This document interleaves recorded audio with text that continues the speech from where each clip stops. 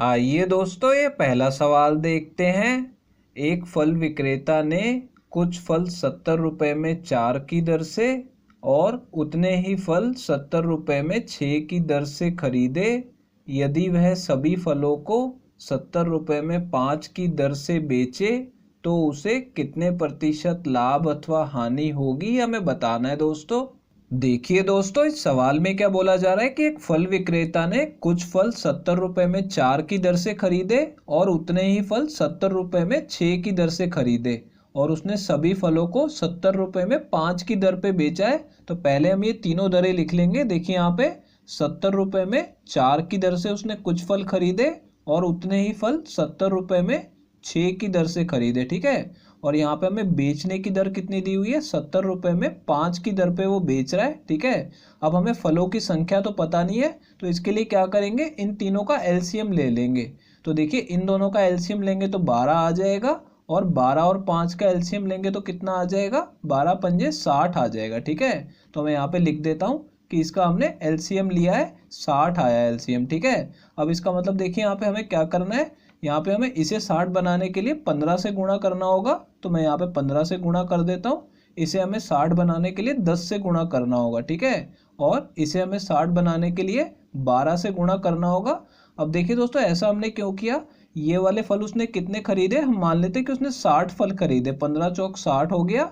और यहाँ पे उसने 70 रुपए में 6 की दर से यहाँ पे 60 फल और खरीदे। लेकिन ये जो दर है ये बेचने की दर है, ये आपको ध्यान रखना है। अगर उसने 60 और 60 120 फल खरीदे हैं तो यहाँ पे बेचने भी उसे 120 फल होंगे। तो यहाँ पे 2 से गुणा जरूर करिएगा, ठीक है, क्योंकि 12 पंजे 60 आ जाएगा तो उसे 2 से गुणा करना होगा, तभी वो 120 बनेगा। अब देखिए यहाँ पे अगर हमें यहाँ पे 15 से गुणा करना है तो यहाँ पे भी हम 15 से गुणा करेंगे, ठीक है। और इसे 10 से गुणा करेंगे क्योंकि हमने इसे भी 10 से गुणा किया है। और यहाँ पे 12 दूनी 24, तो हम इसे 24 से गुणा कर देंगे, ठीक है। अब इससे क्या होगा, हमारा क्रय मूल्य हमें पता लग जाएगा। देखिए यहाँ पे 15 को 7 से गुणा करेंगे तो कितना आएगा, 105 और एक जीरो लग जाएगी, ठीक है। और यहाँ पे इन दोनों को गुणा करेंगे तो 700 आ जाएगा, ठीक है। और यहाँ पे 24 सत्ते कितना होगा, 168 और एक जीरो लग जाएगी। अब देखिए यहाँ पे उसका जो मूल्य लगा खरीदने का, यानी कि सीपी, उसने कितने पैसे खर्च किए हैं, यहाँ पे इन दोनों को जमा कर लेंगे। तो इन दोनों को जमा करेंगे तो कितना आ जाएगा, उसने 1750 रुपये में सभी फलों को खरीदा और बेचा कितने में, 1680 रुपये में बेचा, ठीक है।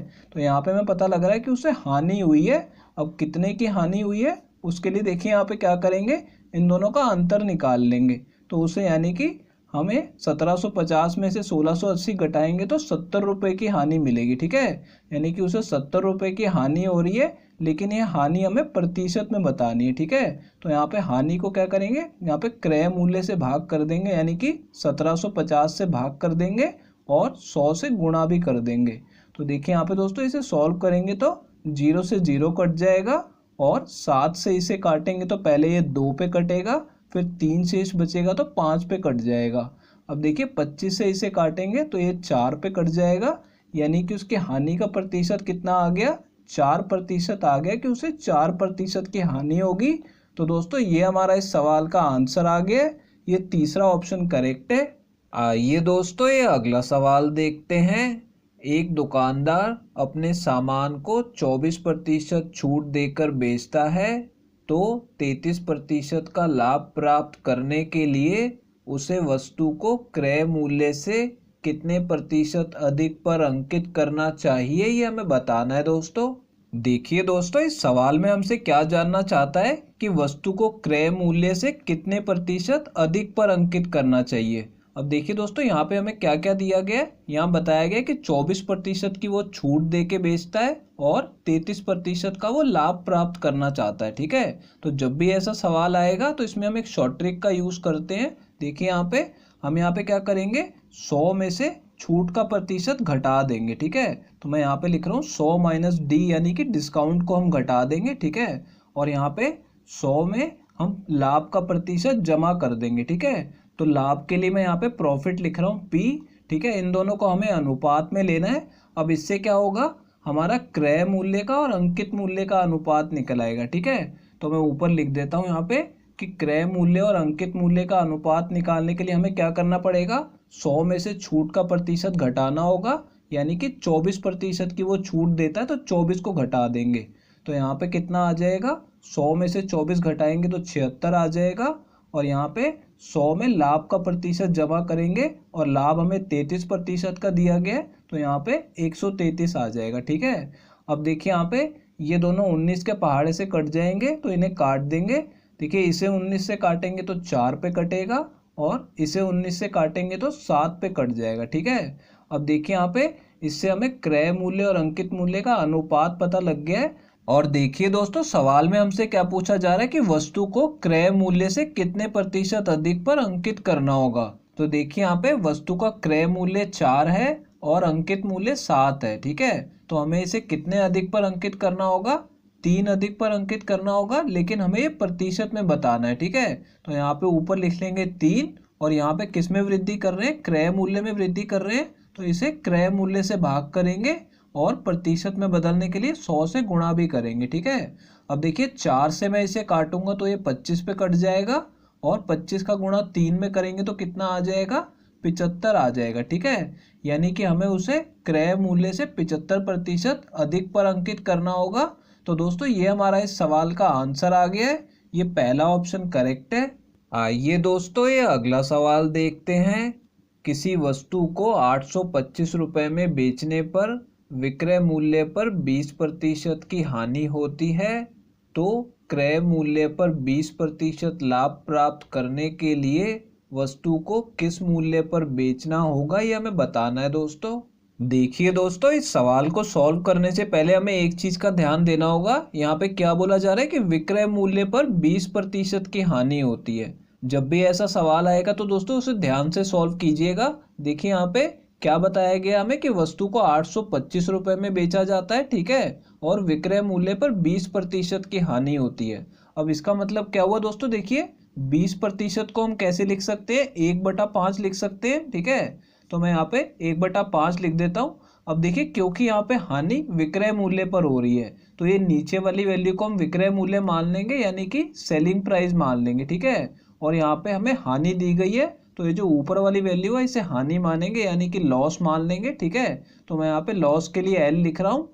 अब देखिए हमारे पास विक्रय मूल्य और हानि है। ठीक है, तो इससे हम क्रय मूल्य यानी कि CP निकाल लेंगे। अब देखिए CP कैसे निकालेंगे, यहाँ पे विक्रय मूल्य में हानि को जमा कर देंगे, यानी कि 5 जमा 1 कितना हो जाएगा, 6 हो जाएगा। ठीक है, यानी कि हमने अनुपात में पता लगा लिया कि क्रय मूल्य कितना है, 6 है और विक्रय मूल्य कितना है, 5 है। ठीक है, अब देखिए अनुपात में तो विक्रय मूल्य 5 है तो इसलिए मैं यहाँ पे 5 लिख दूंगा, लेकिन हमें सवाल में विक्रय मूल्य रुपयों में भी दिया गया है कि 825 रुपये में वस्तु को बेचा जाता है, तो मैं इसके सामने रुपयों वाली वैल्यू को भी लिख दूंगा कि 5 अनुपात किसके बराबर है, 825 के बराबर है। ठीक है, अब मुझे क्रय मूल्य पता लगाना है, यानी मुझे 6 अनुपात की वैल्यू पता लगानी है। तो इसके लिए मैं क्या करूंगा, देखिए यहाँ पे 5 को 5 से भाग कर दूंगा और इसे 6 से गुणा कर दूंगा। ठीक है, इससे क्या होगा, 5 से 5 कट जाएगा और यहाँ पे 6 आ जाएगा। तो देखिए यहाँ पे दूसरी तरफ भी हम क्या करेंगे, 5 से भाग करेंगे और 6 से गुणा करेंगे, क्योंकि हमने इस तरफ भी यही किया था। अब देखिए यहाँ पे 5 से मैं इसे काटूंगा तो पहले ये 1 पे कटेगा, फिर ये 3 शेष बचेगा इसमें, फिर ये 6 पे कटेगा, फिर 2 शेष बचेगा तो ये 5 पे कट जाएगा। ठीक है, अब देखिए यहाँ पे 6 से इसका गुणा कर देंगे तो कितना आएगा, 6 पंजे 30 आएगा, तो यहाँ पे 0 लगा देंगे और 3 हासिल में चला जाएगा।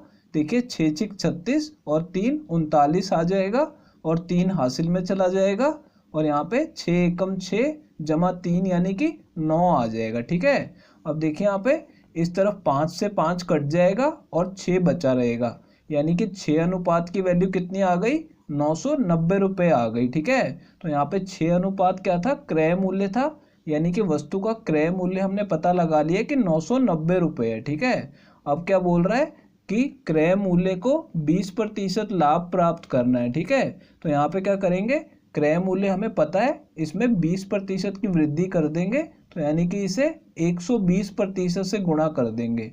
तो देखिए दोस्तों यहाँ पे 20/120/100 आ गया, 2 जीरो से यहाँ पे 2 जीरो काट दूंगा और 99 को 12 से गुणा कर देंगे। तो देखिए यहाँ पे 12 नीम 108 होगा, तो 8 को यहाँ लिख देंगे और 10 हासिल में चला जाएगा, ठीक है। और फिर से 12 नीम 108 जमा 10 यानी कि 118, तो यहाँ पे 118 लिख देंगे, यानी कि वस्तु को किस मूल्य पर बेचना होगा, यहाँ पे 1188 रुपये में बेचना होगा। तो दोस्तों देखिए ये हमारा इस सवाल का आंसर आ गया है, ये चौथा ऑप्शन करेक्ट है। दोस्तों अगर ये वीडियो आपको पसंद आई हो तो इसे लाइक कर दीजिए, और दोस्तों अगर आप लोग चैनल पे नए हैं तो चैनल को सब्सक्राइब जरूर कर लीजिएगा, और दोस्तों नोटिफिकेशन बेल को दबाना बिल्कुल मत भूलिएगा। तो दोस्तों इस वीडियो को यहीं ख़त्म करेंगे, आपसे मिलते हैं अब अगली वीडियो में।